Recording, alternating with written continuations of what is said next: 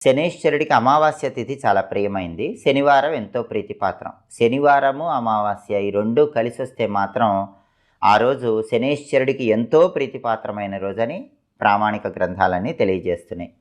2025 శ్రావణ మాసంలో ఆగస్టు 23వ తేదీ శనివారం అమావాస్యతో కలిసొచ్చింది. కాబట్టి ఆగస్టు 23 శని అమావాస్య. ఈ సందర్భంగా సంపూర్ణంగా జాతక శని దోషాలు అంటే శని మహాదశ, శని అంతర్దశ ఇవన్నీ నడుస్తున్నప్పుడు ఆ జాతక శని దోషాలు రాశిపరంగా ఏలినాటి శని, అష్టమ శని, అర్ధాష్టమ శని, కంటక శని, సప్తమ శని, వ్యయ శని ఈ దోషాలన్నీ తొలగింపజేసుకోవటానికి ఆగస్టు 23 శనివారం కొన్ని ప్రత్యేకమైన విధి విధానాలు పాటించాలి.